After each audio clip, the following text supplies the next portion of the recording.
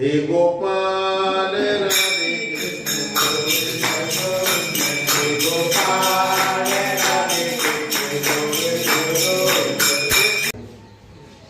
श्री परमात्मे नमो नमः। राधा कृष्णाभ्यम नमो।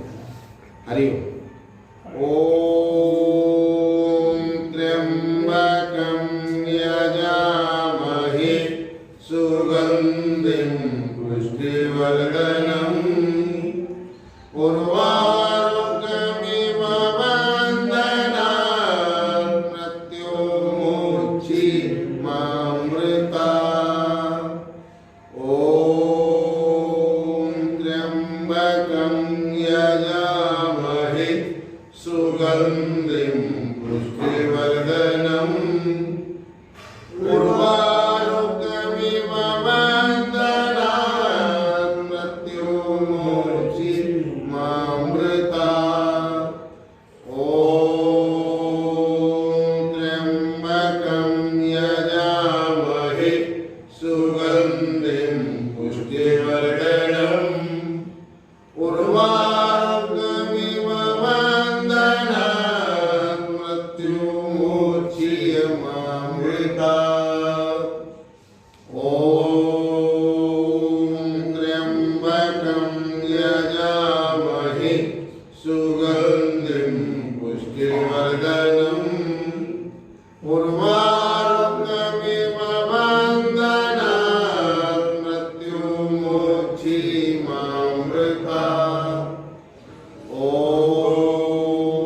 त्र्यंबकं यजामहे सुगंधिं पुष्टिवर्धनम् उर्वारुकमिव बन्धनात् मृत्युर्मुक्षीयमामृतात्। ॐ त्र्यंबकं यजामहे सुगंधिं पुष्टिवर्धनम् उर्वारुकमिव बन्धनात् मृत्युर्मुक्षीयमामृतात्। ॐ त्र्यंबकं यजामहे सुगंधिं पुष्टिवर्धनम् उर्वारुकमिव बन्धनात् मृत्युर्मुक्षीयमामृतात्। ॐ त्र्यंबकं यजामहे सुगंधिं पुष्टिवर्धनम् उर्वारुकमिव बन्धनात् मृत्युर्मुक्षीयमामृतात्। ॐ त्र्यंबकं यजामहे सुगंधिं पुष्टिवर्धनम् उर्वारुकमिव बन्धनात् मृत्युर्मुक्षीयमामृतात्। ॐ त्र्यंबकं यजामहे सुगंधिं पुष्टिवर्धनम् उर्वारुकमिव बन्धनात् मृत्युर्मुक्षीयमामृतात्। हरि ओम।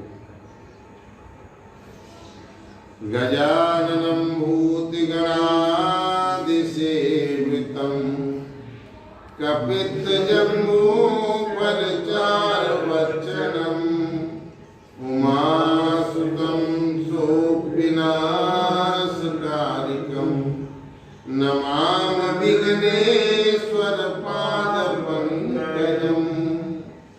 श्री गुरुचरण सरोज रज निज मन मुकुर सुधार वरणं रघुवर विमल जस जोदायक फलचार।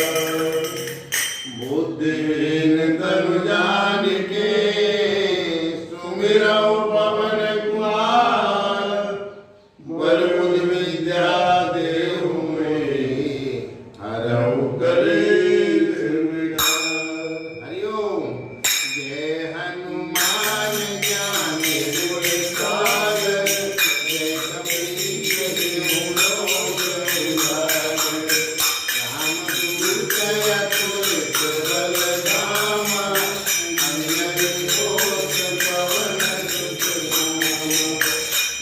साधु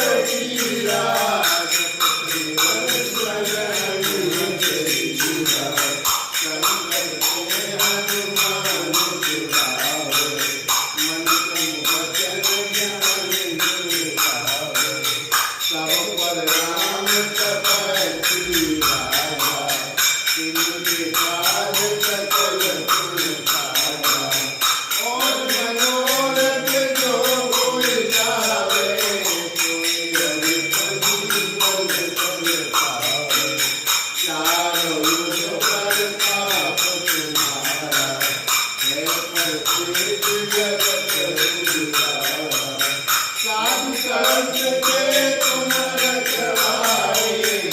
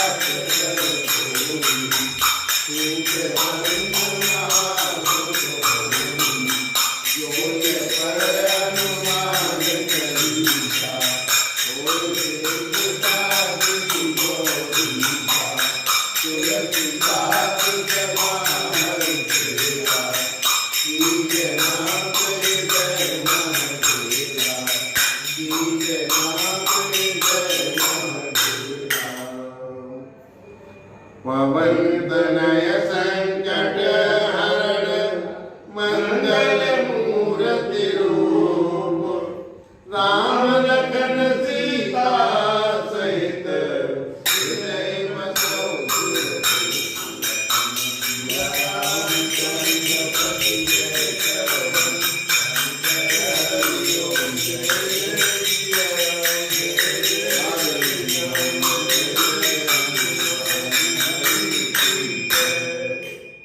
जनक सुता जग जननी जानकी अतिशय प्रिय करुणा निधान की जागे युग पद कमल मनामु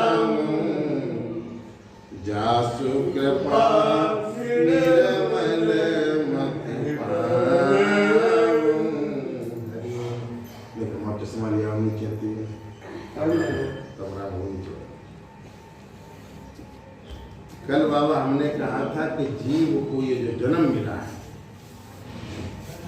बड़े भाग्यमान तुलसीदास जी कहते हैं, और अगर इस जीवन को यूं ही बिता दिया जाए तो फिर हमारे आने का फिर औचित्य क्या है?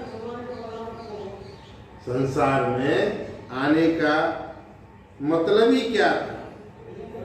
हम छोटी छोटी चीजों में मतलब देखते हैं, लेकिन अपना असली मतलब, असली स्वार्थ हम नहीं जानते।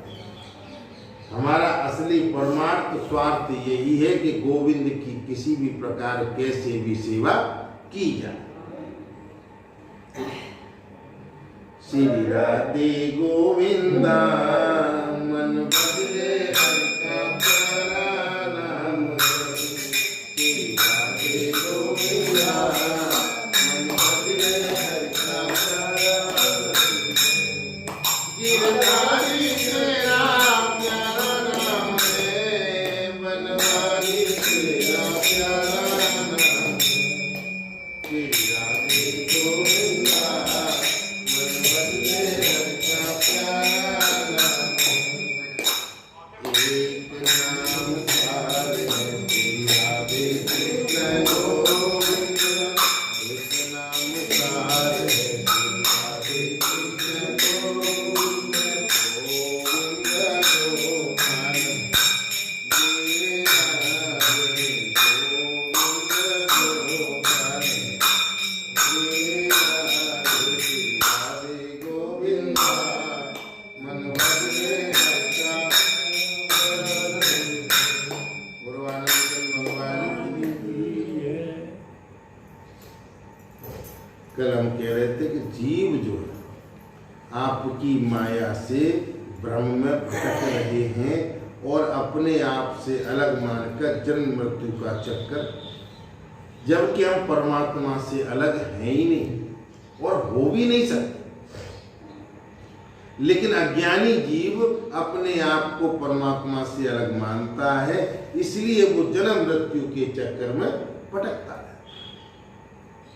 परंतु बुद्धिमान पुरुष ब्रह्म को समझ लेते हैं और संपूर्ण भक्ति भाव से आपकी शरण ग्रहण करते। और बुद्धिमान लोग जो चतुर चालाक होते हैं वो इस बात को जानते हैं और संपूर्ण यानी पूरी ताकत से, पूरी शक्ति से भक्ति में लग जाते हैं और आपकी शरण ग्रहण कर लेते हैं, क्योंकि आप जन्म मृत्यु के चक्कर से छुड़ाने वाले हैं। और ये सबको पता है कि हमें भवसागर से पार करने वाला गोविंद ही है, लेकिन फिर भी हम माया में इतने अंधे हो जाते हैं, हम इस माया में इतने घन चक्कर बन जाते हैं कि परमात्मा को भूलते हैं।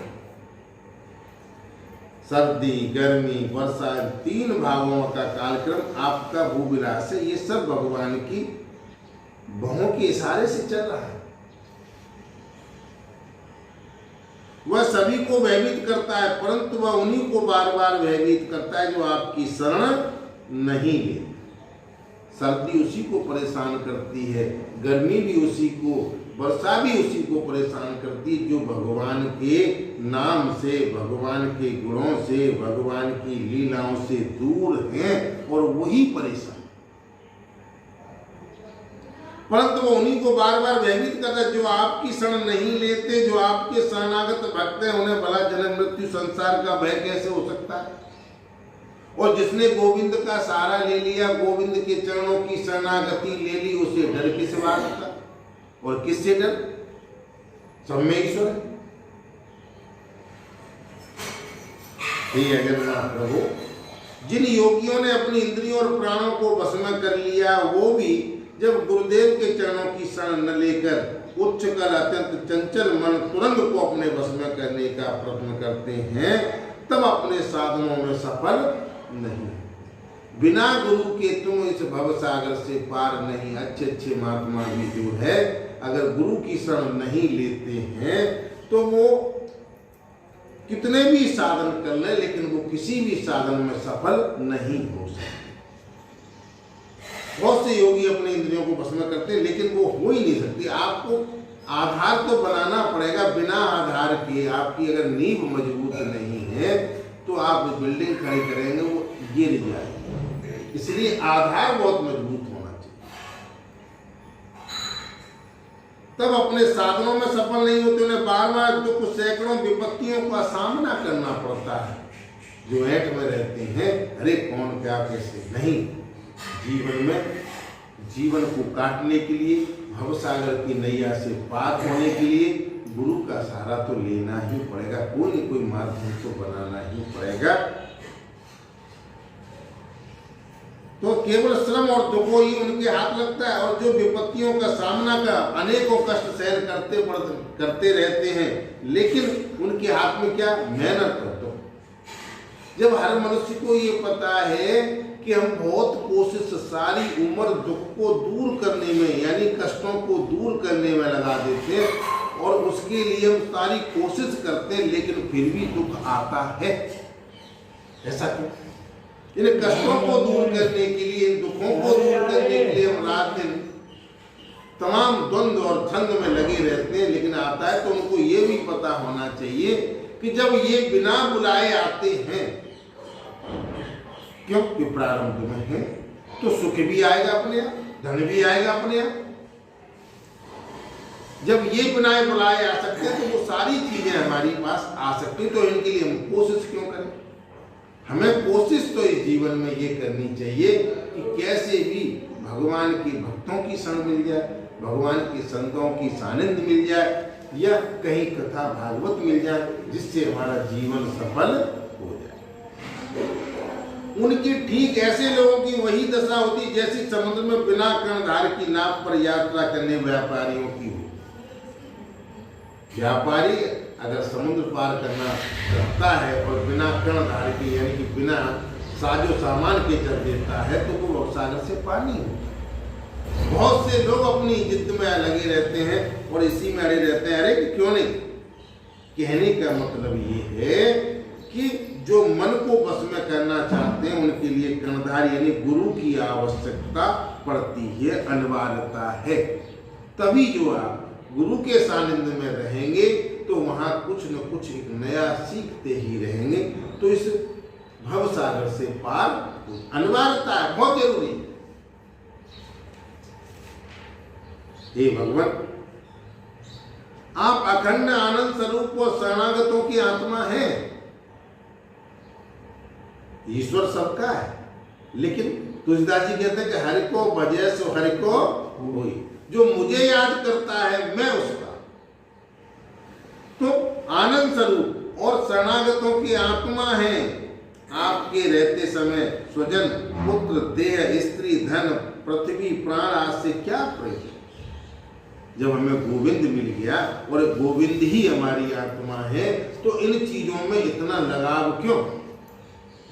भाई और चीजों से तो लगाव हम करते नहीं।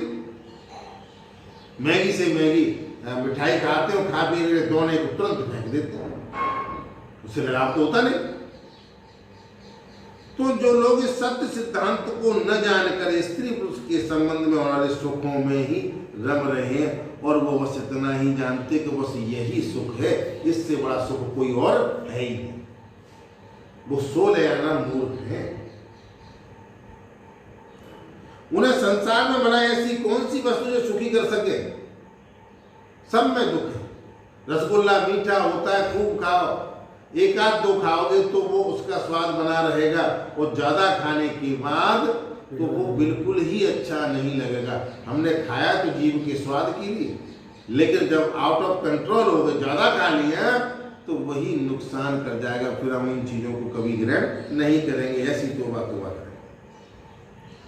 क्योंकि संसार की सभी वस्तुएं स्वभाव से ही विनाशी है। भगवान श्री कृष्ण कह रहे हैं कि संसार में जितनी भी चीजें हैं सब विनाशी, इनका सबका नाश होना है, कोई भी चीज टिकाऊ नहीं। एक न एक दिन मटिया मैट हो जाना है, इनका अस्तित्व भी खत्म हो जाना है। वे बड़ा क्या सुख दे सकते हैं जो नाशवान है, जिनमें कोई सार नहीं है, और उन चीजों में हम सुख ढूंढ रहे हैं, क्या वो सुखी कर सकते हैं? हे भगवान, ऐश्वर्य, लक्ष्मी, विद्या, जाति, तपस्या आदि के घमंड से रहित हैं वे सत्पुरुष इस पृथ्वी पर परम पवित्र, सबको पवित्र करने वाले पुण्य में सच्चे तीर्थ स्थान तो वही है। बोलो जलेबी भगवान की। क्या कह सब बंदे जाओ जलेबी खा। राम नाम गंगा की धार बही जाए, हमें कोई कोई जाए, हमें कोई कोई जाए। राम नाम गंगा की धार बही जाए, हमें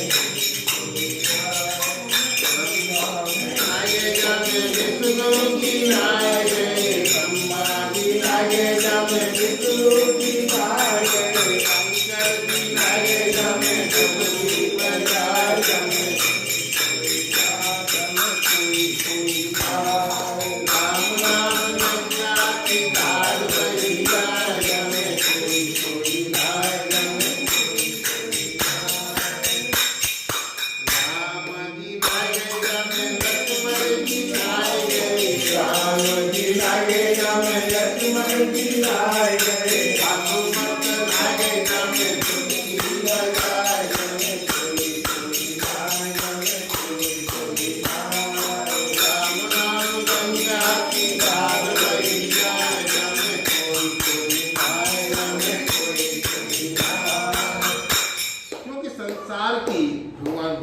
बात कह रहे हैं।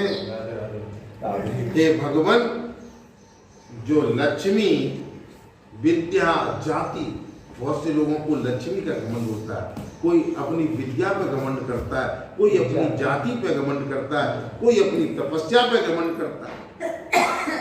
लेकिन सत्पुरुष इस पृथ्वी पर परम पवित्र सत्पुरुष एक ऐसे होते हैं जो इस पृथ्वी पर इसीलिए भगवान ने पैदा किए हैं कि सबको पवित्र कर दें।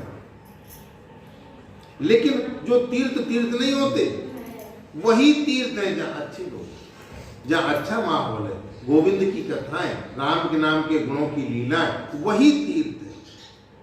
सबसे पवित्र करने वाले पुण्य में सच्चे तीर्थ तो वही है जहां आत्मा को सुख मिलता है, आत्मा तृप्त हो जाती है। ये मैंने किया, गोविंद ने, क्योंकि उनके हृदय में आपके चरणबिंद हमेशा विराजमान रहते हैं। इनके भगवान के चरणबिंद ऐसे भक्तों के हृदय में विराजमान रहते हैं, ऐसे तीर्थ वही हैं जहां ऐसे लोग रहते हैं। लगे। और यही कारण है कि उन संत पुरुषों का चरणामृत समस्त पाप तापों को सदा के लिए नष्ट कर देता है।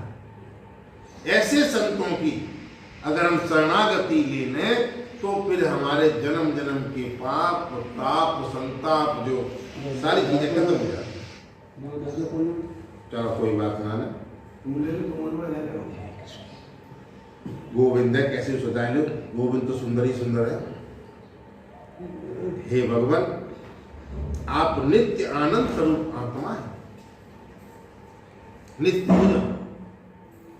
जैसे सवेरे उठते हैं कोई टेंशन नहीं, राधे राधे का जाप कीजिए, गोविंद के नाम की चर्चा कीजिए, उसको प्रभु को याद कीजिए कि प्रभु आज मैं जो भी करूं अच्छा ही कराना। अगर मैं किसी गलत रास्ते पे चलूं तो मुझे रोक। और शाम को मैंने बताया, कल मैंने कहा था कि शाम को जो भी क्रियाक्रम करके आते हो, जो भी व्यवसाय धंधा, प्रभु तू जाने तेरा जाने, हम भेजे हम करे आए चाहे तू ले। भगवान भी खुश होते हैं, भगवान भी खुश होते हैं कि अगर भगवान के आगे सारी चीजें समर्पण कर दी जाएं तो कहते कर ले, उसको भगवान ले या न ले, लेकिन खुश हो जाते हैं कि भक्त जो पूरा पत्तो मेरो ही। लेकिन भगवान को न दे करके अब जब हम तिजोरी में रख देते हैं तो कहते देखो मेरो ही माल और मोती छुपा के रखो।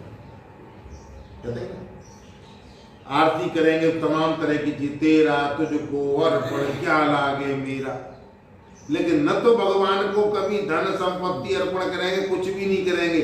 अरे कम से कम इस मन को तो अर्पण कर दो, इस मन को तो गोविंद में लगा दो। ये सारी जिंदगी झूठी बोलते रहोगे। एक हे भगवान, जो एक बार भी आपको अपना मन समर्पित कर देता है, एक बार, और जिसने मन से गोविंद का नाम ले लिया, राम का नाम ले लिया, या भगवान की शरणागति ले ली, वो उन देह में कभी फंसते तो जो जीव के विवेक, वैराग्य और क्षमा आदि शांत गुणों का नाश करने वाले हैं, आप में मन लगा देते हैं। जो एक बार भी आपका मन समर्पित कर देते हैं, वो आप में मन लगा देते हैं, फिर वो कभी भी घर गृहस्थी जंजाल सारी चीजों का उपयोग करते हैं, लेकिन फंसते नहीं। वो तो बस आप में ही रम जाते। कौने करो? गोविंद ने को करवाया रहा, गोविंद तू जाने तेरा कर। गृहस्थी सबसे बड़ा गृहस्थ आश्रम है, लेकिन इसमें बड़े बड़े अच्छे कर्म भी हुए होते हैं। गृहस्थ आदमी पर बहुत से लोग पले हुए और बड़े आश्रित रहते हैं, लेकिन हमें पता ही नहीं। तो भगवान कहते हैं, भगवान जैसे मिट्टी से बना हुआ घड़ा मिट्टी रूप ही होता है, वैसे ही सत्य से बना हुआ जगत भी सत्य ही है। ये बात युक्ति संगत नहीं है, क्योंकि ये संसार सत्य से नहीं बना, ये माया से बना है। मिट्टी से बना हुआ घड़ा मिट्टी रूप ही होता है, वो घड़ा है, उसका नाम बदल दिया कुछ समय के लिए, लेकिन हकीकत में वो मिट्टी है। ऐसे ही ये युक्ति संगत बात नहीं है, क्योंकि कारण कार्य का निर्देश उनके भेद का कारण बन जाता है। भेद, यदि केवल भेद का निषेध करने के लिए ऐसा कहा जा रहा हो, तो पिता और पुत्र में दंड और घटनाश में कार्य कारण भाव होने पर एक दूसरे से भिन्न है। पिता पुत्र में भी फर्क होता है, भले ही पिता का अंश ही पुत्र होता है। मिट्टी और मिट्टी के घड़े में भी फर्क होता है। बनी मिट्टी से मिट्टी जितनी शीतलता नहीं देगी, लेकिन अगर घड़े में पानी दे दिया जाए तो उसके पानी आदमी को तृप्त कर देगा, शीतल कर देगा, उसका स्वाद ही अलग। कारण शब्द से निर्मित कारण लेकर केवल उपादान कारण लिया जाए, जैसे कुंडल का सोना, किसी भी जेवर का सोना मान लीजिए, तो भी कहीं कहीं कार्य की असत्यता प्रमाणित होती है, लेकिन घुमा फिरा करके असत्यता ये चीज कोई भी टिकाऊ नहीं होती, ऐसी प्रमाणित हो जाती। गोविंद की जय। आज मैं गोविंद उसी को से तो जैसे कुंडल का सोना कहीं कार्य की सत्ता प्रमाणित, तो जैसे रस्सी में श्याम। हम जितनी परमात्मा से दूरी बनाएंगे उतना ही हमें भय बना रहे। अरे भगवान की भक्ति बड़ी कर रही है, बड़े भगवान की साधना बड़ी कर रही है, या कैसे करेंगे, हमने जी कबू करना। क्यों कि हम रस्सी को श्याम समझ रहे हैं, क्योंकि दूर से देख रहे हैं। दूरी बना के रखिए। और जैसे ही हम नजदीक होते चले जाएंगे तो हमारी अज्ञानता खत्म हो जाएगी। अरे यार हद तो रस्सी, हम इसको वहां से जो है सर्प देख रहे थे, सांप दिखाई दे रहा। धीरे धीरे हम भक्ति की लाइन पे आएंगे, गोविंद की जितने नजदीक आते जाएंगे उतना ही गोविंद हमें प्यारा लगता रहेगा। और जो हमारे अंदर जो भ्रम था, अज्ञानता थी, वो खत्म हो जाएगी, क्योंकि बहुत प्यारा है, वो सबसे प्यार करता है। और यहाँ उपादान कारण के सत्य होने पर उसका कार्य सर्प हमेशा सत्य है, टिकाऊ नहीं, सत्य। सत्य हम जिसको मान बैठे थे, कब तक सत्य मान रहे थे? जब तक अज्ञानता थी, दूरी थी। और नजदीक आकर के अरे फलाने आदमी को हमने सुनी है कि बहुत खराब है, जी है, वो है, और जब हम उससे मिले तो हमारे अंदर में जो भ्रम था ना, जो अज्ञान था, उसके प्रति जो राग द्वेष थे वो खत्म हो गए। क्यों? कि हम उससे दूरी बना करके बातें कर रहे हैं। जिस दिन नजदीकी बना लेंगे, जिस दिन परमात्मा को अपना बना लेंगे या हम परमात्मा के बन जाएंगे, तो ये जो अज्ञानता है वो खत्म हो जाएगी। घूंघट के पट खोल रही कोई राम, जब तक अज्ञान का पर्दा नहीं उठेगा तब तक हमें वो चीज नहीं दिखाई देगी। सिया राम में सब जगत जागत, ईश्वर सबके अंदर है, लेकिन दिखाई क्यों नहीं देता? इसलिए दिखाई नहीं देता क्योंकि हम अज्ञान से निकलना ही नहीं चाहते, रूढ़ बादशाहों से निकलना ही नहीं चाहते। उन्हीं चीजों में हम फंस रहे हैं और फंसते चले जा रहे हैं। उनके साथ अविद्या भ्रम का मेल भी है। उनके साथ क्या मिला हुआ? अविद्या और अज्ञान, भ्रम। तो ये समझना चाहिए कि अविद्या और सत वस्तु के सहयोग से ही इस संसार की उत्पत्ति होती है। ये संसार पैदा कैसे हुआ? अज्ञान और भ्रम को मिला करके इसको पैदा किया। जो भी दिख रहा है ये भ्रम है, सत्य नहीं। सत्य तो ईश्वर ही है। मैंने आपको बताया ना कि आज मैंने नया चमत्कार देखा। मैं तुलसी के पास सुबह 5 बजे बैठा, ये आज की ही घटना, जल्दी आंखें खुल गई। मैं बैठा था वहां अकेले और तुलसा जी, कोई हवा नहीं चल रही थी, कोई पत्ता नहीं हिल रहा था, ये सत्य बता रहा हूँ। और मैं तुलसा जी से राधे राधे कर रहा था, धीरे धीरे में राधे राधे, आप तो भगवान की बहुत प्यारी। तुलसी हलने लगी। मैंने कि कैसे मालूम? आंखों का भ्रम तो नहीं है, मैं तुम गोविंद की बहुत प्यारी, राधा की बहुत प्यारी हो। फिर झूमने लगी। मैंने तुरंत आया और मैंने अपनी घरवाली से कहा, मैंने आज बड़ा चमत्कार, जबकि कहीं भी कोई भी वृक्ष नहीं हल रहा, कोई पत्ता नहीं है। हम किसी से प्यार करेंगे, वो भी हमसे प्यार करेगा, लेकिन दिल से, दिखावटी को। स्वार्थ नहीं होना चाहिए। वैसे तो दुनिया स्वार्थी है, मतलबी है, लेकिन कभी कभी तो निस्वार्थ भाव सेवा कर लो। इसलिए जैसे रस्सी से महसूस होने वाला सर्प झूठा है, वैसे ही सत वस्तु में अविद्या के सहयोग से प्रतीत होने वाला नाम रूपांतक जगत भी झूठा है। रस्सी सांप नहीं हो सकती तो ये संसार भी सत्य नहीं है। ये सिर्फ कला मंच, एक रंग भूमि है जिसमें भगवान ने इस जीव को भेज दिया कि तू जा। ज्ञान बुद्धि विवेक सारी चीजें पहले से शास्त्र भेज दिए, इनको सुन और संसार में रहे। लेकिन कलाकार वही है जो पूरी पिक्चर को हिट कर दे, यानी संसार में भी रहे, रागी भी बने, लोभी भी रहा, सब चीजों में लगा रहा, लेकिन एंड में गोविंद को के पास चला गया। सबसे बड़ा कलाकार है। जाने कैसे कर्म करे, लेकिन अंत गतासो मता, जिसका अंत अच्छा होता है उसका सब कुछ अच्छा होता है, और जिसका अंत ही खराब है तुम उसको कहते रहो बढ़िया आदमी, ऊपर ही मनते, लेकिन सबने पता। अब आगे यदि केवल व्यवहार की सिद्धि के लिए संसार की सत्ता अभिष्ट हो तो इसमें कोई आपत्ति नहीं, कोई तरीका नहीं, क्योंकि व्यवहार की दृष्टि से सब हमें सत्य दिखाई दे, क्योंकि ये परमार्थिक सत्य न होकर केवल व्यावहारिक सत्य है। परमात्मा की दृष्टि में सत्य नहीं है, व्यावहारिक दृष्टि से हमें ये सत्य जिमी रहो बालक तब तक अपनो रहे जब तक तुमने समर्थ ना हो, तो समर्थ होने के बाद में तो तुम कहते रहो मेरो फिर ना किल्ला करो, वहाँ पे धंधे में लगे रहो, वहाँ पे बच्चे के पास हो, तुम अगर फोन कर लोगे तो हाँ ठीक है क्या बात है, लेकिन मैं बिजी हूँ बाद में फोन कर। जब पेट में दर्द हुआ था तो बाप साइकिल पे लेके भाजो नेक दे रहेगी तो बड़ा बड़ा जाओ, लेकिन मुका कह रहा कि मैं जाकर बिजी हूँ बाद में फोन बदल गया। हम जिसको सत्य मान रहे थे लेकिन आंखों से देख रहे हैं, लेकिन फिर भी उससे आसक्ति हमारी कम नहीं हो रही है। और जो परमात्मा अटल सत्य है, जो हमारा आत्मा है, जो हमें चला रहा है, संकेत दे रहा है, सचेत कर रहा है, उससे हमने दूरी बनाई, बस यही है।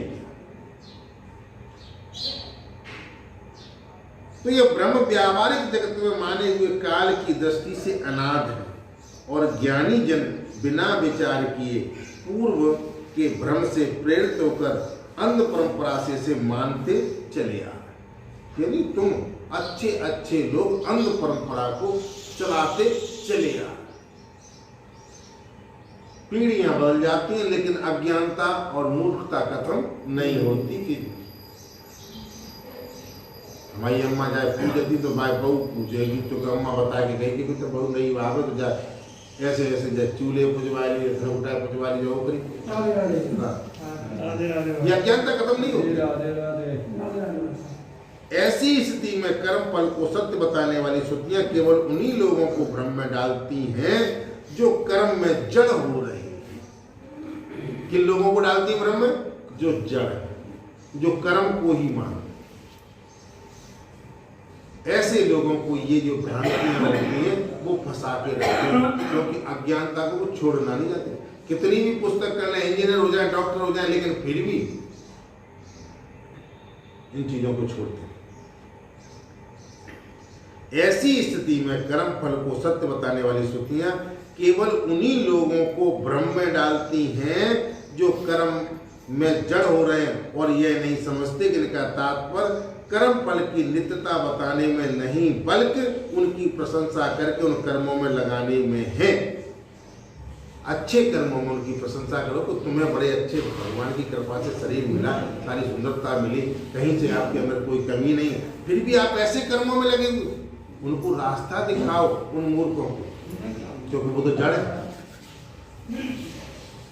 क्योंकि वो तुलसीदास जी कहते हैं जड़ चेतन जब ग्रंथ है पर ऐसी अज्ञान की गांठ बांध करके हम पैदा हुए कि वो खोल ही नहीं पाते।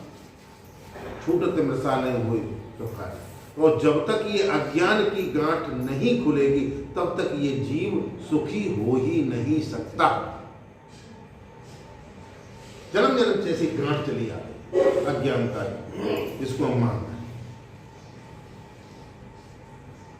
हे भगवान, वास्तविक बात तो यह है कि ये संसार उत्पत्ति से पहले नहीं था और प्रलय के बाद भी नहीं रहेगा। इस बात से ये सिद्ध होता है कि ये बीच में भी एक रस परमात्मा में मिथ्या महसूस हो रहा है। जो बीच बीच में जो हमारी दिखाई दे रहा है ये झूठा संसार है, क्योंकि पहले भी नहीं था और बाद में भी नहीं रहेगा। समझे? इसी से हम श्रुतियां संसार का वर्णन ऐसी उपमा देकर करते हैं जैसे मिट्टी में गढ़ा, लोहे से शस्त्र, सोने से कुंडल, नाम बाकी है सब परमात्मा। हम परमात्मा के ही जैसे मिट्टी से घड़ा बना, मिट्टी से गुल्लक बनी, मिट्टी से मूर्ति बनी, ऐसे ही भगवान से ही हम बने। लेकिन हमारा अस्तित्व ईश्वर ही है, परमात्मा ही। हमारा कोई निजी अस्तित्व नहीं है, हमारी कोई निजी औकात नहीं।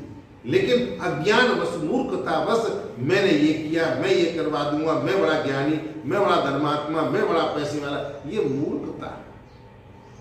ये जो शब्द जो पैदा कर रहा है अज्ञानता के, बस तू परमात्मा को अपने से अलग कर रहा है। तूने परमात्मा से दूरी बना ली। मैंने ये किया, मैंने, बहुत से लोगों को ऐसा शौक होता, मैंने देखो ये करवा लो, मैंने देखो वो करवा लो। तेरे बाप में भी ताकत नहीं थी, गोविंद की कृपा थी, तेरे प्रारब्ध के ऐसे भोग थे, ऐसे फल थे जिससे तू मौज मार रहा है। और जिस दिन गोविंद की नेक टेढ़ी निगाह हुई, हमने अच्छे अच्छे को किलों को ढाते हुए देखा। तो वास्तव में मिट्टी लोहा सोना ही, वैसे ही परमात्मा में वर्णित जगत नाम मात्र है, हमेशा झूठा है, मन की कल्पना है। इसे ना समझ मूर्ख ही सत्य मानते हैं, और थोड़े भी होते हैं वो इसको सत्य, जो ज्ञानी हो। शास्त्र यही तो कहते हैं, और शास्त्र सुनने से यही तो फायदा है। इसमें खूब मौज लो संसार में, लेकिन ये ध्यान रखो कि ये एक भी चीज सत्य को प्रारंभ में लिखा है तो मिलेगा।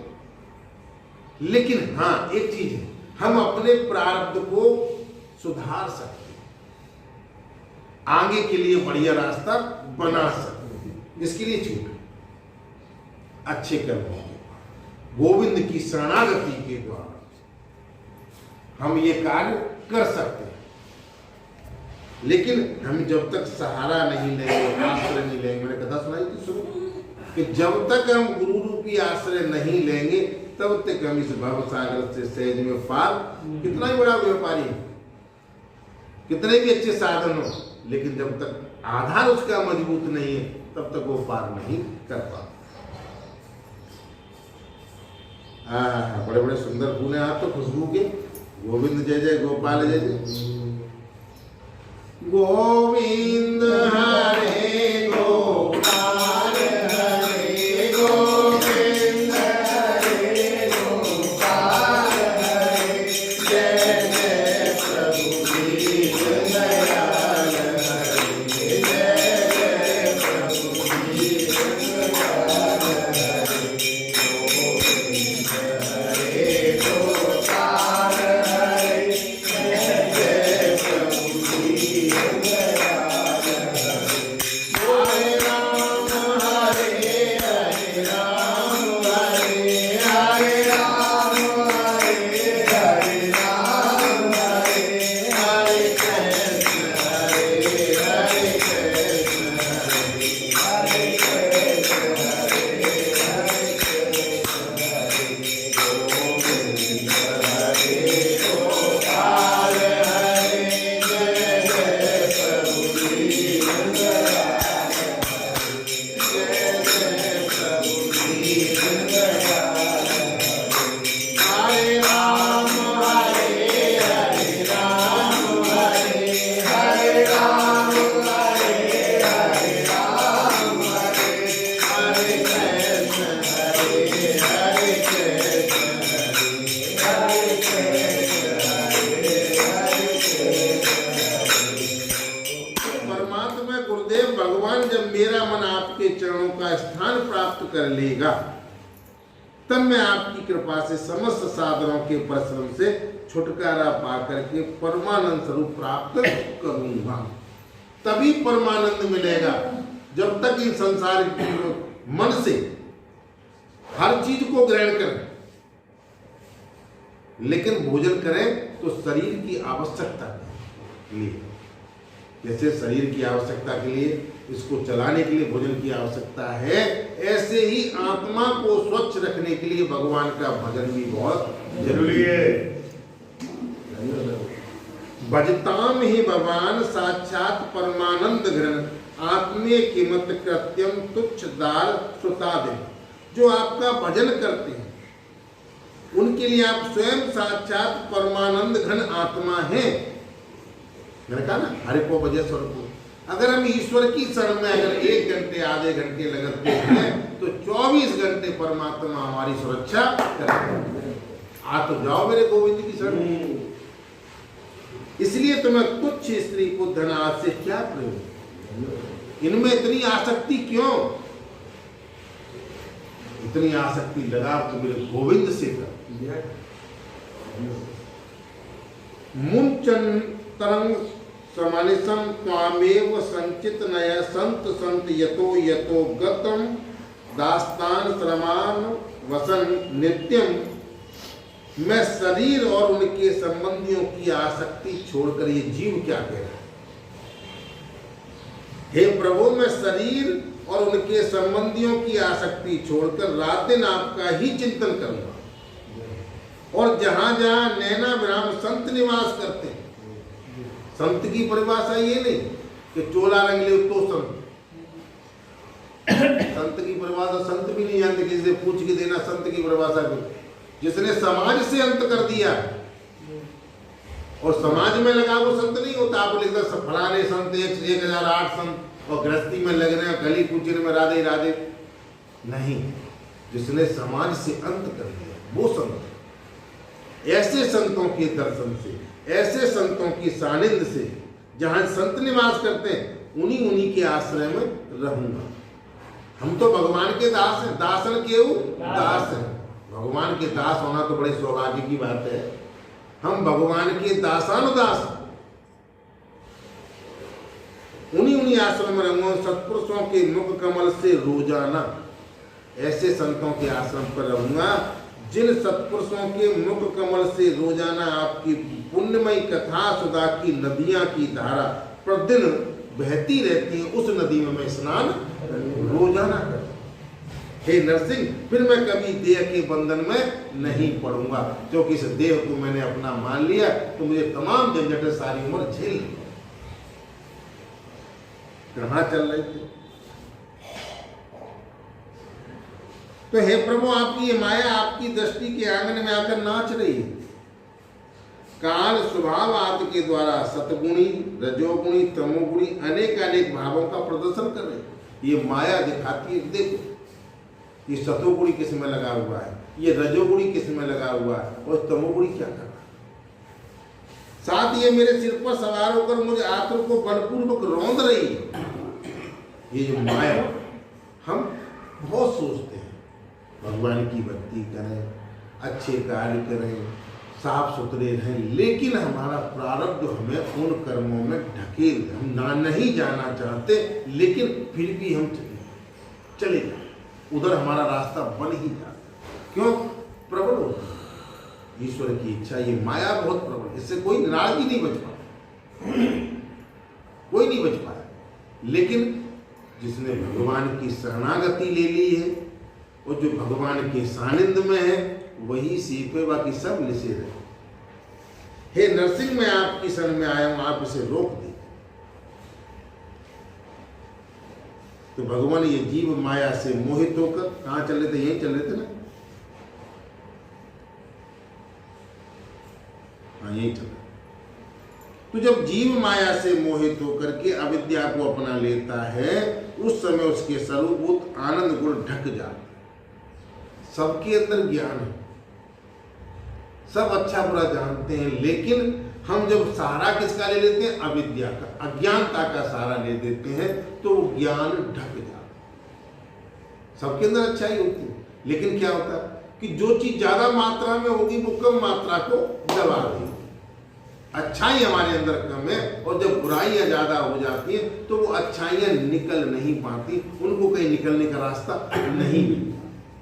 हम अविद्या में इतने डूबे रहते, तो उस समय के स्वरूप अनाद गुण ढक जाते हैं। वो गुणजन वृत्तियों, इंद्रियों, देहों में फंस जाता है। वो जानता है कि इंद्रियां जो हैं ये बड़ी वैसी हैं, विचलित करने वाली है, और ये शरीर जो है नाशवान है, लेकिन फिर भी संसार को देख करके, क्योंकि हम संसार में ही तो रह रहे हैं। अब जब तक ज्ञान नहीं मिलेगा तब तक इस संसार को सत्य मानते रहेंगे, इन सारी चीजों को सत्य मानते रहेंगे। तो गुणजन्य वृत्ति इंद्रिय और देहों में फंस जाता है, और उन्हीं को अपना मानकर उनकी सेवा करने लगता है। किसकी?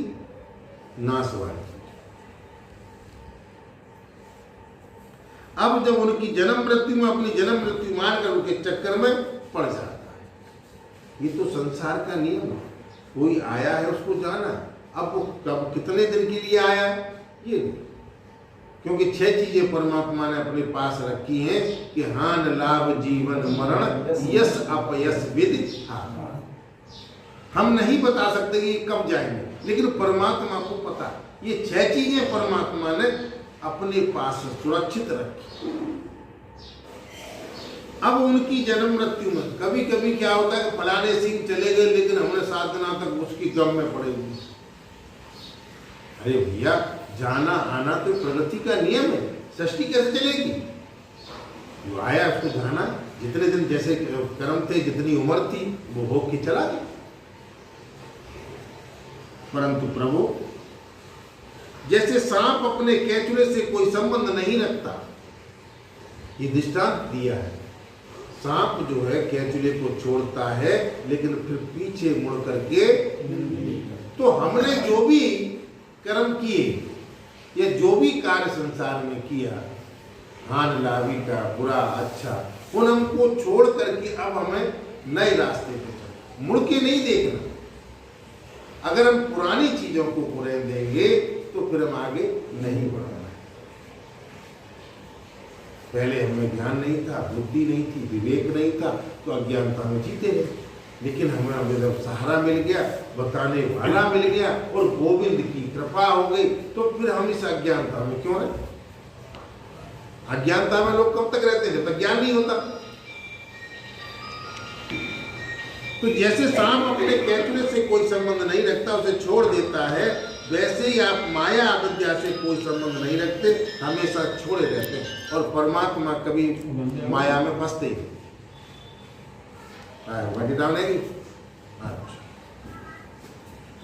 इसी से आपके संपूर्ण ऐश्वर्य सदा हमेशा आपके साथ रहे। अणमा और अष्ट सिद्धियों से युक्त परमेश्वर में आपकी स्थिति है। इसी से आपका ऐश्वर्य, यश, श्री, ज्ञान, वैराग्य अपरिमित है, अनंत है। वो देश काल वस्तुओं की सीमा से नहीं डरता, आबद्ध नहीं है। जब हम पक्के इरादे से भगवान की शरणागति ले लेंगे और जब हम भरोसा कर लेंगे, तो कोई हमें कितना भी विचलित करे, लेकिन हम विचलित नहीं हो पाएंगे। हैं? हे भगवान, यदि मनुष्य योगी यति होकर भी अपने हृदय की विषय वासनाओं को उखाड़ नहीं फेंकते, तो उन असाधनों के लिए आप हृदय में रहने पर वैसे ही दुर्लभ जैसे कोई गले में मणि पहना हो, परंतु उसकी याद न रहने पर ढूंढता रहता। अगर हम योगी हो गए, यति हो गए, अगर हमने संन्यास ले लिया और अपने हृदय की गंदगी को नहीं निकाल पाए, तो बेकार।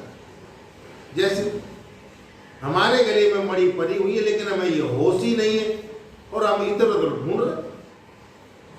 परमात्मा अपने अंदर ही है, लेकिन ढूंढ रहे दूसरी जगह पर। क्यों? कि हमें पता ही नहीं।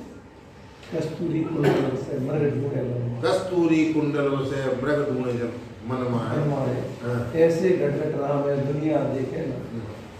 तो ईश्वर घट में ही समाया हुआ, लेकिन हम उधर इधर उधर ढूंढ रहे। मृग ढूंढता है, कस्तूरी वाली टुंडी में होते हैं, खसोड़ी देकर खाते आ रही है और बाहर ढूंढ रहे हैं, जब उसे यही नहीं पता है कस्तूरी तो मेरे ही पास है। जैसे कोई अपने गले में मणि पहने हो परंतु उसकी याद न रहे, ढूंढता है इधर उधर।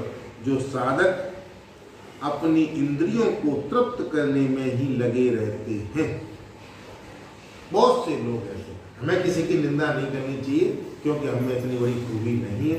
लेकिन जब बात चल रही है, शास्त्र कह रहा है, भागवत जी से बात को कह रही है कि जो साधक अपनी इंद्रियों को तृप्त करने में ही लगे रहते हैं, विषयों से विरक्त नहीं होते, उन्हें जीवन भर और जीवन के बाद दुख ही दुख भोगना पड़ता। हमें एक न एक दिन तो इन विषयों से अलग होना ही पड़ेगा। ये विषय तो हमें सूकर कुकर योनियों में भी मिल जाए, लेकिन सूकर कुकर योनियों में भगवान के नाम की चर्चा, गोविंद के नाम के गुणानुवाद नहीं मिलता। क्या सूकर को आप परमिशन दे दोगे कि आ जा? नहीं दे सकते। कितनी अच्छी बात मेरे गोविंद ने लिखी है, क्योंकि साधक नहीं, जो विषयों से विरक्त नहीं होते, उन्हें जीवन भर, जीवन के बाद भी, इस जीवन में और इस जीवन के बाद जब शरीर को छोड़ करके जाओगे, तब न न्यासुक न मासुक। और जो न्यासुकी वो मासुक। मस्ती में रहना सीख लो, जो आए वेलकम, नहीं आए तो भीड़ दो। तुमको जो कह रहे, तुमको जो कह रहे, मैं क्या नहीं मान में आई बात बाद में। तो साधक नहीं, यानी कि वो, क्योंकि वो साधक नहीं है, वो भोगी है, अपनी इंद्रियों को तृप्त करने में लगा हुआ है। धरती पे सोने में लगे पत्थर चुभते हैं, लेकिन बाटन को करता चाहिए। हाँ, मैंने कल कहा था ना कि चेला पर तो रोटी खाए बिना तो गुरु के कहा खीर पूरी। अरे भाई, तू इन इंद्रियों को तृप्त करने में लगा हुआ है। जैसा मिल जाए राधे राधे करो। कहते वाला हाँ, कठेरा बाजार में जा रही हो कठेरो वो डिग्री ना लोगी हाँ। बढ़िया तो भाषा वैसे आपको पता हो, जहाँ तक मुझे नहीं पता है, मैं सुनता रहता हूँ कि कटहर के अंदर मछली को लगाते हैं तब कटहर फल देता है। तो बिल्कुल सत्य? सत्य है जी। ऐसे यहाँ में देनी पत्ते भेट दो काहे की? मछली आपको काको भेट दो, जब तक फल आवे न कठेरो आवे ना आम आवे। सुना है मैंने, देखा नहीं। सुना नहीं है, क्या हकीकत बात है। अरे आप में ना यार हैं आप में ना यार अरे दे जाते अरे हमारे यहाँ तमाम पेड़ है यही तो बात है, तो मानते ना। अब मेरी बात सुनोगे? हाँ, मेरी बुरी बात आ गई, मेरी बुरी बात का बात कि मछली को भेंट दे देते हैं तो उसमें फल आता है। मछली मछली पहले तो मैंने सुनी नहीं है, लेकिन मछली को क्यों देते हैं? जहाँ अरे भेंट ना मांगा तो कहूँ पेड़ को भेंट ना मांगती, वो भी तो भगवान। आपको कोई भेंट मांग तो भेंट मांगा तो मैं आपने ऊपर चढ़ा देता, मुझे काम करूँगा, ऐसा कुछ नहीं है। केवल मछली इसलिए, अभी मेरे पता नहीं है मेरे को, लेकिन अपने दिल से बता रहा हूँ, मछली को इसलिए उसकी जड़ में लगाया जाता है कि वहाँ पर दीमक, उसकी बात से दीमक नहीं आती। मछली में दीमक की बात कोई बात हो, इसलिए हर पेड़, सब पेड़ लगता है, लेकिन पेड़ को दीमक खा जाती है, इसलिए वो पेड़ पनपता नहीं। और दीमक खत्म करने के लिए कोई केमिकल नहीं काम रहा, मछली लगा दे तो आपको दीमक नहीं आएगी। नहीं, मैंने सुना है कि मछली लगाते हैं उस पेड़ के। अक्सर कर ऐसे पेड़ों को दीमक जल्दी खाती है, अच्छा। इसलिए वहाँ पर मछली आप लगाते देखो मालूम पड़ी कि नहीं पड़ी? हाँ मैं कठेरा ज़्यादा खाते नहीं, बहुत बड़ी लगा। लेकिन कोई रूढ़ता वाली बात है ऐसे। क्योंकि वो साधक नहीं, दम्भी है, घमंडी है। पता नहीं को कह रहा, जानता मैं भी नहीं।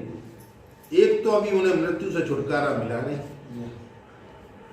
तो कथा में हमने बिगड़ डालो, कोई बात ना, हम अपनी गलती मानते। एक तो अभी उन्हें मृत्यु से छुटकारा नहीं मिला और लोगों को रिझाने, धन कमाने आदि के क्लेश उठाने पड़ रहे हैं, और दूसरे आपका स्वरूप न जानने के कारण वो अपने धर्म कर्म का उल्लंघन करने में, परलोक में नरक आदि प्राप्त होने का भय भी बना रहता है। लेकिन फिर भी लगा है मेरी तृप्ति हो जाए, मेरा परिवार हंसी खुशी बना रहे, इसलिए वो जीव लगा रहता। कितनी अच्छी बात के द्वारा कि जो साधक अपनी इंद्रियों को तृप्त करने में ही लगे रहते हैं, विषयों से विरक्त नहीं होते, उन्हें जीवन भर और जीवन के बाद भी दुख ही दुख भोगना पड़ता है। आगे, क्योंकि वो साधक नहीं है, ड्रामा कर रहे हैं। ब्राह्मण के हाथ लगाने से अपवित्र चीज भी पवित्र हो जाती है, ये मैंने आपको सुनाया था। लेकिन माज के नहीं हो रहे, मन से कुआ को पानी नहीं हो रहे, हेडपंप को बाको नल को बेकार है, तमाम आडंबर करेंगे। तो धन कमाने आदि के क्लेश उठाने पड़ रहे हैं। कैसे धन आवे, कष्ट मिले, चाहे रात दिन नींद का चौन गंवानी पड़े, और दूसरे आपका स्वरूप न जानने का। जब तुम किसी दूसरे को कष्ट दोगे तो तुम्हें ये नहीं पता कि इसके अंदर भी वही तुम्हारे अंदर है। तुम अगर इनसे सेवा ले रहे हो तो जब ले रहे हो, भगवान कहता है कि लेनी या देनी का हिसाब मैं करता हूँ, तो एक दिन तुम्हें भी इनकी सेवा करनी पड़ेगी। इस स्वरूप को पहचानो, इनमें भी वही गोविंद जो तेरे अंदर, सबको समान अधिकार। ये कौन सुनाता है? अपने धर्म का उल्लंघन करने से जो धर्म है, मैं फिर भी कहता हूं, ब्राह्मण क्षत्रिय वैश्य शूद्र, इनके जो हर एक का धर्म होता है, और अपने धर्म से विचलित हुए तो परलोक में या नरक दोनों का भय बना रहता है कि वहां जाकर के हमारी अच्छी गति नहीं होगी। क्योंकि हमारा जो धर्म था हम उस पर टिके नहीं, हम अपने धर्म से विचलित हो गए, हमने उसकी होड़ की।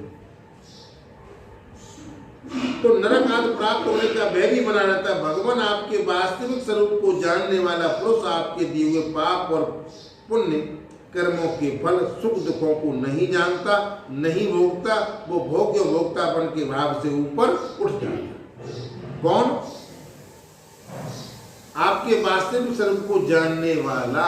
और जब वो जान गया कि सब में वही गोविंद है, तो किसी से न तो बड़ वचन बोलेगा, न किसी की बुराई करेगा, न किसी में दोष देखेगा। हम दोष क्यों देखते हैं? हम बहुत मजबूत हैं, सामने वापा दिन सुना इसी में तो लगे रहते हैं, सुबह जो कर लो, हम कुछ कर नहीं पाए। अरे जो तुमने प्रारंभ में भोगा था, किया था, उसको तुम भोग रहे हो, आगे तो अपने जीवन को बना लो, क्योंकि आगे भी तो जाना है। इसी जन्म की बात तो इन्हें आ रही जी जन्म तो कर लो, वैष्णव में लौट करना चाहते हो। है। इसको तो सुधार लो, इसको सुधार लोगे तो आगे का भी रास्ता तुम्हारा सुगम हो जाएगा। ऐसा भक्त जो है कभी दुखों को नहीं जानता, ऊपर मस्त उठ जाता है, मस्त रहता है। उस समय विधि निषेध के प्रतिपादक शास्त्र भी उससे निवृत्त हो जाते हैं। विधि, तरीका, निषेध कैसे छोड़ो? विधि निषेध के प्रतिपादक शास्त्र भी उससे निवृत्त हो जाते हैं। बोले कुछ भी शास्त्रों की भी जरूरत नहीं, क्योंकि वे देह अज्ञानियों के लिए है। ये शास्त्र किसके लिए? जिसे अपने शरीर का घमंड, अपनी माया का घमंड, अपनी विद्वता का घमंड, ऐसे लोगों के लिए शास्त्र घमंड मत कर। सब में वही ईश्वर है और ये सत्य है। जब हम सब में देखेंगे तो किसी से घृणा नहीं करेंगे। कौन क्या तमाम देश बना रखे हैं आरोप, उनकी ओर तो उनका ध्यान ही नहीं जाता है। यानी कि क्योंकि वो देह अज्ञानियों के लिए उनकी ओर तो उनका ध्यान नहीं जाता, जिसे आपका स्वरूप का ज्ञान नहीं हुआ है और जिसे अपना ही नहीं पता। परमात्मा कहते हैं ऐसे की मुंह का फिक्र है, तो अपने जीरो जेल में एक राजा जा रहे थे और एक भिखारी था। तो राजा की जो पीछे के वस्त्र थे वो खिंचरते हुए जा रहे थे और एक भिखारी पर ढंग के वस्त्र जगह जगह फटे हुए थे। मुझे एक दृष्टांत सा याद आ गया छोटा सा। शंकर पार्वती घूमते जा रहे, प्रभु ये तुम्हारी लीला क्या है? ये राजा है जिसके वस्त्र जो है खिंचरते रास्ते में सटते हुए जा रहे हैं, धूल में मिलते हुए जा रहे हैं, और एक भिखारी इस पर ढंग के कपड़े कि हाँ मुझे इस राजा की चिंता, इसकी चिंता नहीं। इस राजा को कल नए वस्त्रों की मुझे चिंता है कि नए वस्त्र बनाने, इसकी तो कोई चिंता नहीं, ये तो मस्त है। कहने का मतलब ये है कि हरि को भजे स्वर को, ये बात यहां सिद्ध होती है कि हम अगर ईश्वर को ध्यान में रखेंगे तो ईश्वर हमें भी ध्यान में रखेगा। वो तो अपने कर्मों को भोग ही रहा है। अगर वो भी जो अगर कपड़े हैं, मैंने कई बार कहा कि फटे कपड़े पहनने से गरीबी आती है, ये भागवत जी कहते, मैं नहीं कहता। कपड़े पुराने हो लेकिन साफ हो, फटे नहीं हो। मैंने एक चीज और भी पढ़ी थी शास्त्रों में और संतों के द्वारा सुनी थी कि जो स्त्रियां मांग नहीं भरती उनमें पति पत्नी में कभी बनती भी नहीं। जो टेढ़ी मांग भरती हैं उनको आदमी औरतें टेढ़ो चलते, ये मैंने संतों से सुना।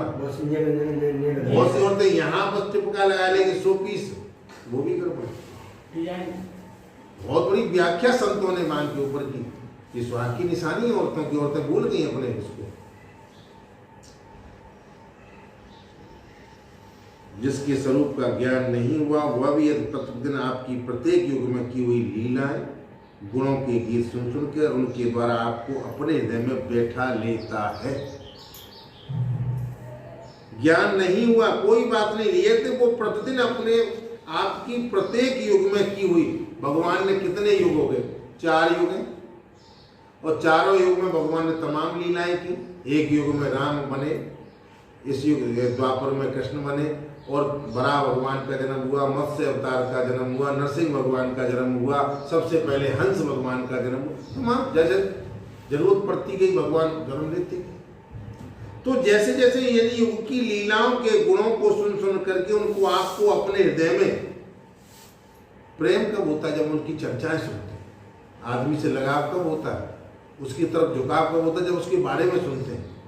जब हम गोविंद की कथाएं सुनेंगे तो धीरे धीरे हमें गोविंद से प्यार होना लग जाएगा और हम अपने गोविंद को एक न एक दिन अपने हृदय में बिठा लगे।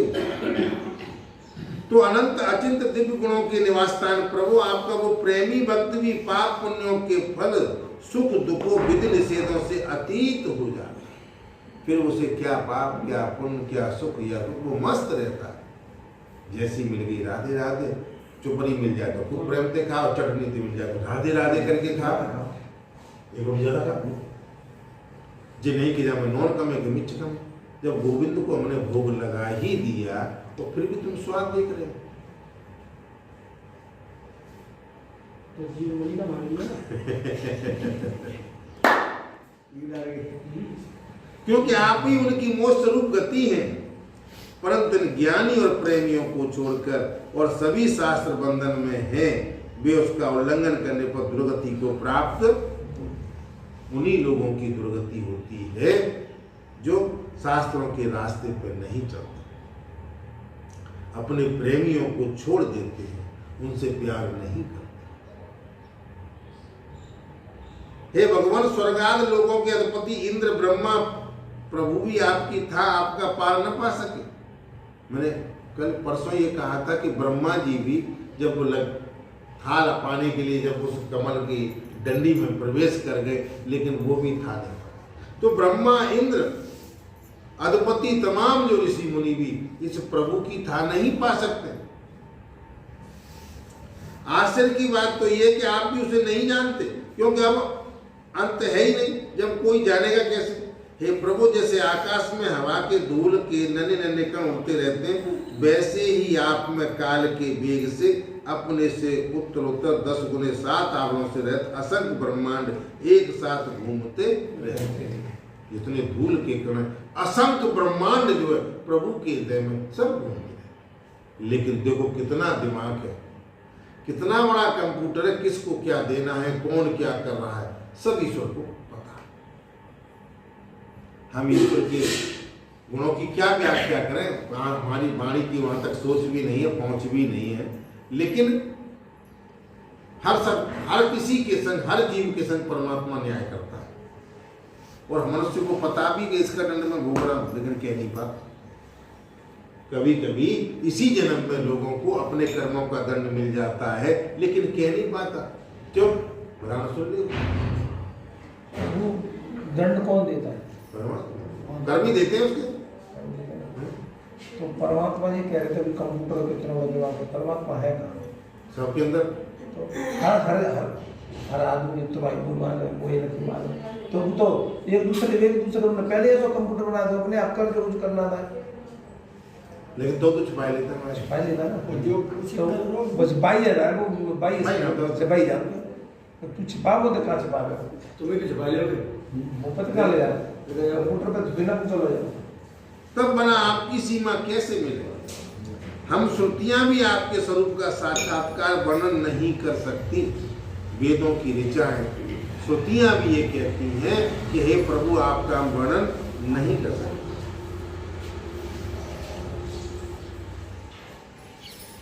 आपके अतिरिक्त वस्तुओं का निषेध करते करते अंत में अपना भी निषेध कर देती हैं, और आप में ही अपनी सत्ता को करके सफल हो जाते हैं। जब तक आप उसमें समाहित नहीं होंगे, हमारी सत्ता कुछ भी नहीं।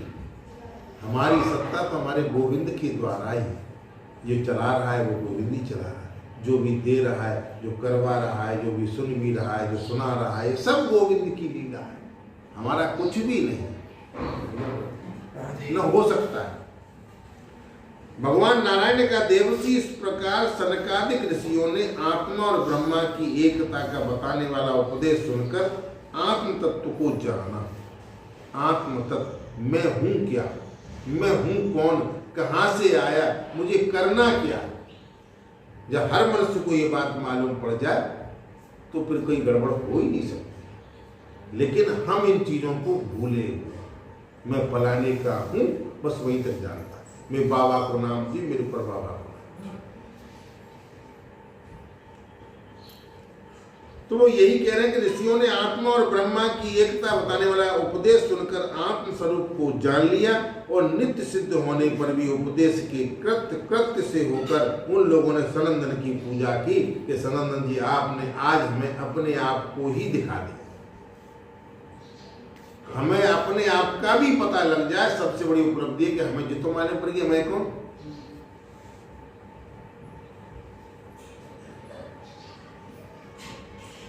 हे नारद, सनकादिक ऋषि सृष्टि के आरंभ में पैदा हुए थे, अतः सबके पूर्वज हैं, और आकाशगामी महात्माओं ने इस प्रकार वेद पुराण और पुराणों का रस निचोड़ लिया, और सबका सार सर्वस्व यही। हे देवसी, तुम भी उन्हीं के समान ब्रह्मा के मानस पुत्र, उनकी ज्ञान संपत्ति के उत्तराधिकारी हो। तुम भी श्रद्धा के साथ इस आत्म विद्या को ग्रहण करो। ये जो मैंने अभी जो सुनाया, ये आत्म विद्या, अपने आप को पहचानने का फॉर्मूला। और स्वच्छंद भाव से पृथ्वी पर घूमो। जब हमें ये मालूम पड़ गया, फिर डर किस बात का, फिर टेंशन क्यों? जब भोजन मिलने वाला देने वाला वही है, आज क्या देगा उसने लिख दिया पहले से, फिर हम सोच क्यों रहे, टेंशन में क्यों रहे? इसलिए हे सनकादिको मस्त रहो। इसलिए सनक, सनंदन, सनातन, सनत कुमार, ये चारों भाई एक कथा करता है, 3 सुनते रहते हैं, क्योंकि पता है देने वाला सब किसी न किसी रूप में भेजेगा, पहचान तो नहीं पाओगे। एक बार 84 कोस की परिक्रमा में जो है बारिश हो रही थी, बड़ी भयंकर। किसी भगवान के भक्त ने मुझे वो कथा सुनाई, और पानी इतना था कि यहाँ तक पानी भरा हुआ। तो शॉर्टकट लोग चलते हैं 84 कोस की परिक्रमा, तो खेतों में होकर जा रहे थे, कोई गिर गो, कोई पड़ गो, कोई लिसर गो। तो इतने में ही क्या, एक आदमी आया, ठिकना सा काला काला, सिर्फ लंगोटी पहना था। अरे के बालक को डर क्या गिरे आप में पीछे। और वो क्या हुआ कि वो नेक चले गए, फट गिर जा, अरे लात मार दे कन्हैया ने रे, अरे तू क्या कर रहा, चोना चलन दे रहा। मतलब पूरे रास्ते मनोरंजन करता रहा और सबको अपने दुख भूल गए। कब ऐसे गिर जाए, कब वो वैसे गिर जाए। ये भक्त ने बताई मुझे हकीकत, सही बात। और वो उस रास्ते को 7 किलोमीटर के रास्ते को पार करके फिर उसका पता भी नहीं चला कहाँ गया। क्योंकि सब लोगों के मन में भय होगा ना, वो भय निकाल दिया। कैसे निकलेंगे, कैसे जाएंगे, कैसे क्या करेंगे। लेकिन वही गोविंद अलग रूप था, कभी उसने जाय नहीं किया कि मैं, लेकिन वो हंसाता भी रहा। गोविंद का नाम लेते रहो। वो खुद कह रहे, अरे कन्हैया अरे तेने रपटाया तो भाई लाला तू परिक्रमा लगा मन दे कन्हैया। ताने भी मारता रहा, क्योंकि भगवान के भक्त अगर किसी भगवान को ताने भी देते तो भगवान को बड़े प्यारे लगते हैं। रास्ता को पार करा करके और उसका पता भी नहीं चला। दिन की बात है, रात की बात है, किस पेड़ों के पीछे दुबक गया, पूरी रास्ता मिला ही नहीं। तो भगवान किस रूप में किसको भेज दे कोई पता, क्योंकि भगवान के निरे रूप में तुम किन किन को पहचानो। कहाँ चल रहे थे? उनकी ज्ञान संपत्ति के अधिकारी हो। तुम भी श्रद्धा के साथ इस आत्म विद्या को धारण करो और स्वच्छता से पृथ्वी पर घूमो। ये विद्या मनुष्यों की समस्त वासनाओं को भस्म कर देने वाली है। ये आत्म विद्या। सुखदेव जी कहते हैं, परीक्षित देवसी नारद बड़े संयमी थे, ज्ञानी थे, पूर्ण काम नैष्ठिक ब्रह्मचारी। वे जो सुनते हैं उन्हीं की संधारणा हो जाती है। और भगवान नारायण ने जब इस प्रकार उपदेश किया तब उन्होंने बड़ी श्रद्धा से ग्रहण किया। उनसे ये कहा, कोई भी चीज अगर हमें कोई बड़ा आदमी अपने से बड़ा आदमी कह रहा है तो उस बात पे विश्वास रखना चाहिए, क्योंकि कहने वाला वही परमात्मा। और जिस दिन हमारा विश्वास पक्का हो गया, उस चीज में कहते हैं ना, पत्थर में भी भगवान प्रकट हो जाता। विश्वास। एक पत्थर की मूर्ति एक कारीगर बनाता है और कारीगर खूब उस पर बैठ जाता है, सब कुछ करता है, लेकिन उस कारीगर को उस समय कोई विश्वास नहीं होता। वो उसकी सुंदरता में लगा हुआ। लेकिन जैसे ही वो मूर्ति जब मंदिर में आती है तो हमें भगवान की ऐसे हैं तो विश्वास हो जाता है। उसकी पूजा भी करते हैं, उसे स्नान भी कराते हैं, उसे आचमन भी कराते हैं, उसे भोजन भी कराते हैं, वस्त्र भी पहनाते हैं। अगर विश्वास नहीं, विश्वास भी एक परमात्मा का नाम है, तो किसी में विश्वास नहीं। विश्वास तो करना पड़ेगा। नारद जी ने कहा, भगवान आप सच्चिदानंद स्वरूप श्री कृष्ण हैं, आपकी कीर्ति परम पवित्र है। आप समस्त प्राणियों के परम कल्याण मोक्ष के लिए कमनीय अवतार धारण किया करते हैं। मैं तो सिर्फ आपको बारंबार नमस्कार करता हूं। तो सुखदेव जी कहते हैं, परिचित इस प्रकार महात्मा देवर्षि नारद और ऋषि भगवान नारायण को उनके शिष्यों को नमस्कार करके स्वयं व्यास जी के आश्रम पर चले। तो भगवान वेद व्यास ने उनका सत्कार किया, आसन देकर बैठारा। इसके बाद देवर्षि नारद जो कुछ भगवान नारायण के मुंह से सुना था सब कुछ अपने पिताजी को सुना दिया। पुत्र ही पिता की सदगति का करने वाला होता है। अगर ज्ञान है, अगर ज्ञान हमारे पास है और कोई सुनने का इच्छुक है तो उसे सुना देना चाहिए। अगर रुचि रखता है तो बुचोना यार भाई क्या है भाई? शादी थी उसके लिए। शादी है? अच्छा। और जो भगवान से द्वेष करता हो, भगवान से प्रेम नहीं करता हो, ऐसे लोगों को तो बिल्कुल ही ये चीजें नहीं सुनानी चाहिए। बहुत से लोग मजाक उड़ाते हैं, वो आए इसलिए संसार में। तो राजन, इस प्रकार मैंने तुम्हें बताया कि मन वाणी से अगोचर समस्त प्राकृतिक गुणों से रहित परब्रह्म परमात्मा का वर्णन स्तुतियां किस प्रकार करती हैं और उनमें मन का कैसे प्रवेश होता है, ये तुम्हारा प्रश्न था।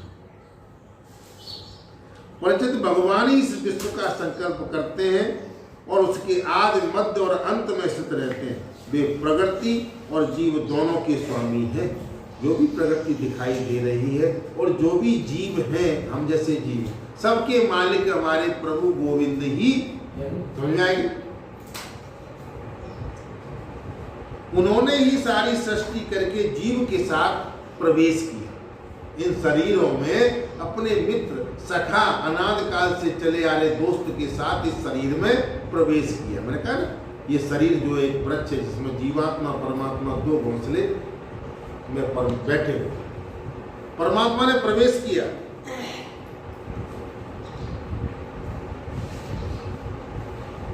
और शरीर का निर्माण करके वे ही उनका नियंत्रण करते हैं। इस शरीर को बनाने वाला कौन है? परमात्मा। और इस शरीर को चलाने वाला भी वही है।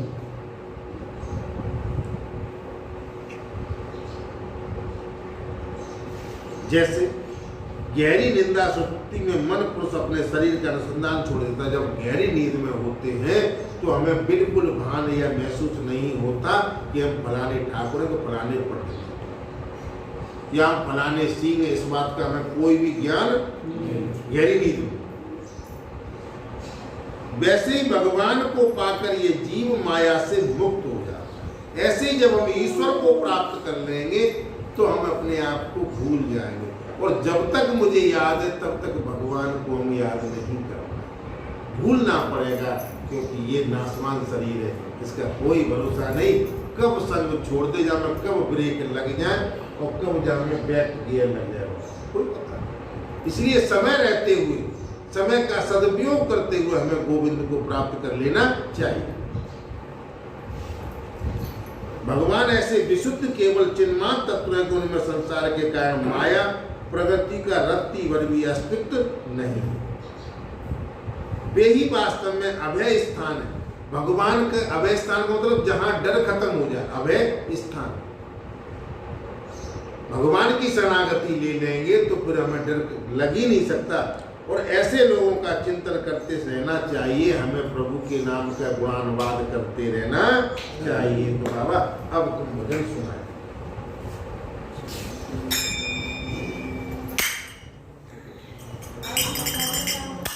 ऐसे दिखाते थे मैं ही बोलूँ।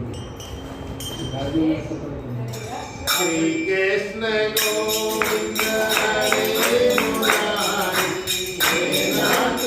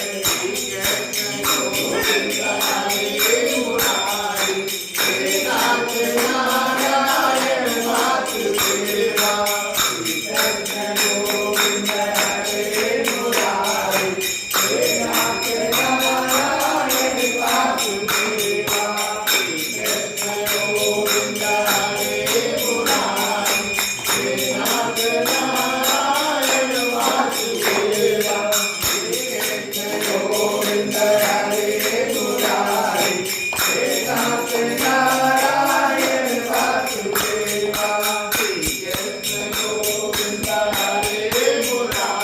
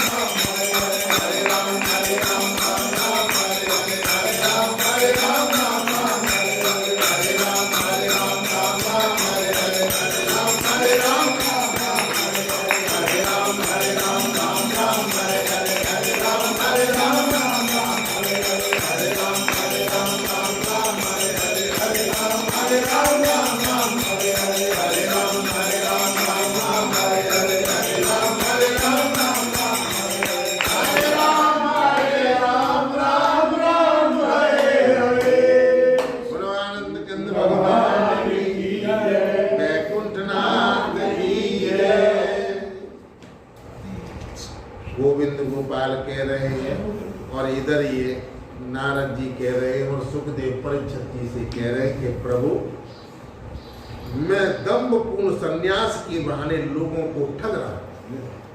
बाबा बन गए, सन्यासी है गए, लेकिन मोह माया खत्म नहीं हुई, लोगों को ठग रहे। एकमात्र भोग की चिंता से आतुर हूं, मुझे सुख कैसे मिले, मेरे शरीर को आनंद कैसे मिले, मोह लड़ुआ पूरी कैसे मिले, मैं इससे दुखी हूं। आतुर क्यों?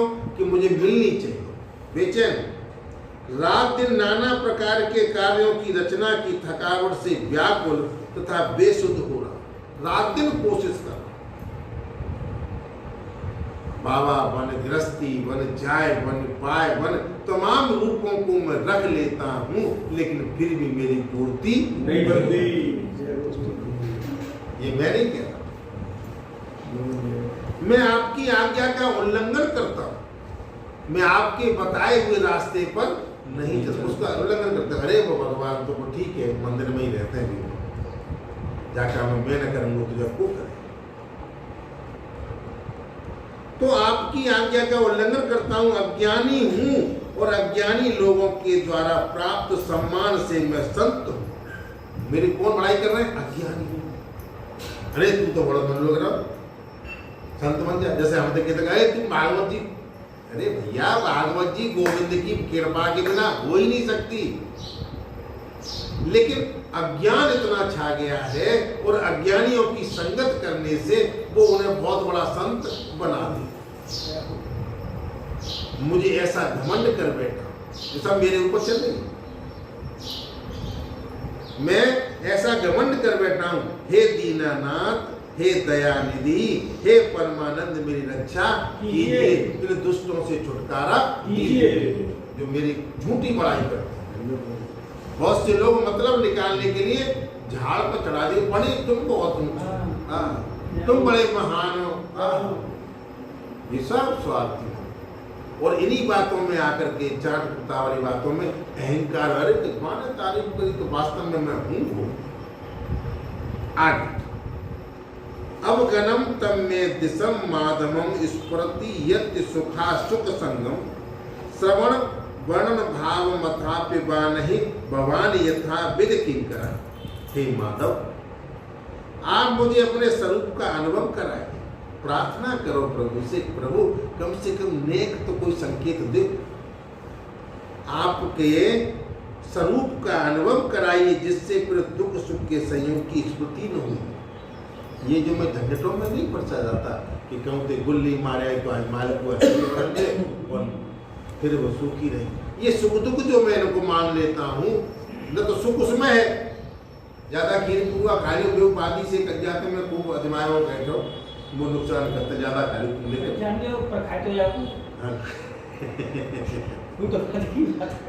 तो जिससे फिर सुख दुख के सहयोग की स्मृति नहीं होती, अथवा मुझे अपने गुणों के श्रवण, एक जीव क्या कह रहा है परमात्मा से, मुझे अपने गुणों के श्रवण वर्णन का प्रेम ही दीजिए, जिससे कि मैं विद निषेध का किंकर हो जाऊं,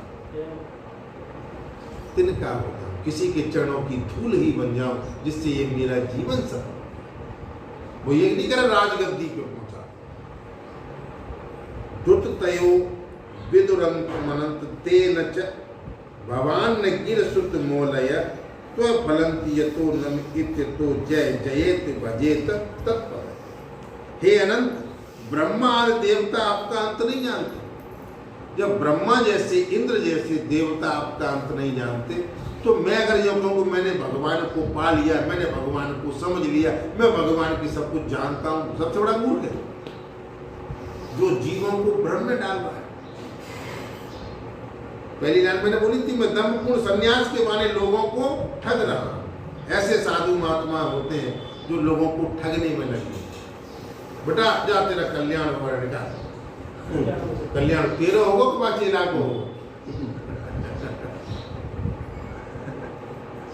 तो ब्रह्मा देवता आपका अंत नहीं जानते, न आप ही जानते, न वेदों की मुकुटमणि उपनिषद ही जानती है, क्योंकि आप अनंत हैं। उपनिषद में नमो नमः जय हो कहकर आप में चरतार्थ होती है। इसलिए मैं भी नमो ने जय जय ही कह करके आपके चरण कमल की उपासना करता हूँ। मैं बस यही चाहता हूँ कि प्रभु मैं आपके चरणों की उपासना करता रहूं। जय गो। इसलिए हे गोपाल